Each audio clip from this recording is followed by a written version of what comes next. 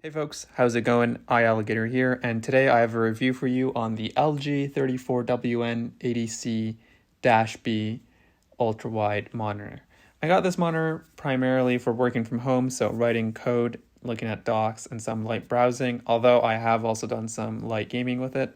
Let's go ahead and start off by going over the specs. It is an IPS display. It does also have HDR10, also has 99% RGB coverage, 1000:1 contrast ratio, 5 millisecond response time or a 60 hertz refresh rate, and an aspect ratio of 21:9, which gives it that ultra-wide designation. In terms of resolution, the screen is 3440 by 1440. When I was deciding between this monitor and others, I was also considering getting two 2K monitors side by side, and ultimately decided to go with this one just because of the cleaner setup it would result in. But to give you a sort of a comparison, one of these ultra-wide monitors are about 1.5 times as wide as a 2K monitor, depending on what resolution 2K monitor you go for, because there is no one specific resolution that gets that 2K name.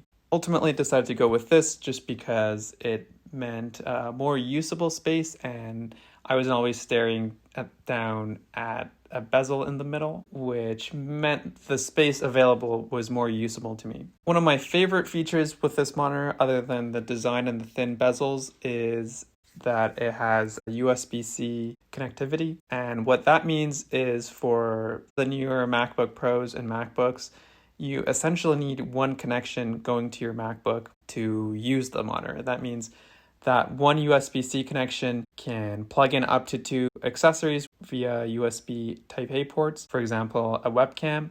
Also, it can charge your laptop, and then it can also connect the display. Now, for me, I generally switch between 2 different MacBooks, so having this one cable that I can unplug and plug into another computer really makes it easy for me to switch between computers without having to unplug 6 different things, because most of my accessories are connected to the monitor directly, and the monitor is able to provide 60 watts of power through that same USB-C cable that it uses to connect itself to the computer. Also, as you can see here, I have it set up with a VESA mount and a stand, which I think is the superior way to have these sorts of monitors because it gives you way more desk space, and it just results in a much cleaner setup. So you can see with that, I'm able to have my speakers right below, and it just makes it a lot easier to keep stuff on your desk, clean your desk, whatever it is that you need to do. This thing weighs about 14 pounds without the stand as it stands here. Stand adds another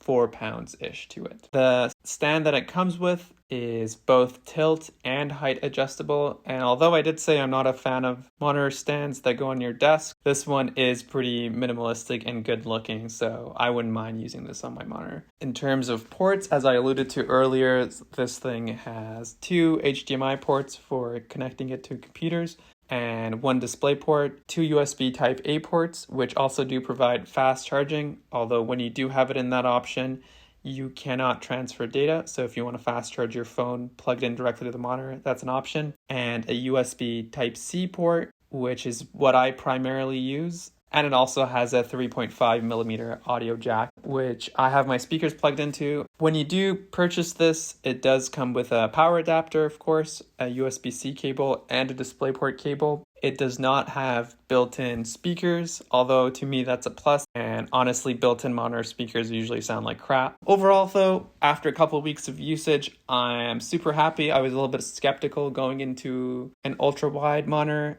but I can say I'm super happy with the decision. That's been my brief review of it. If you have any questions, leave them in the comments below. Follow me on Twitter at twitter.com/iAligator and ask me any questions you might have about this there. And don't forget to like and subscribe.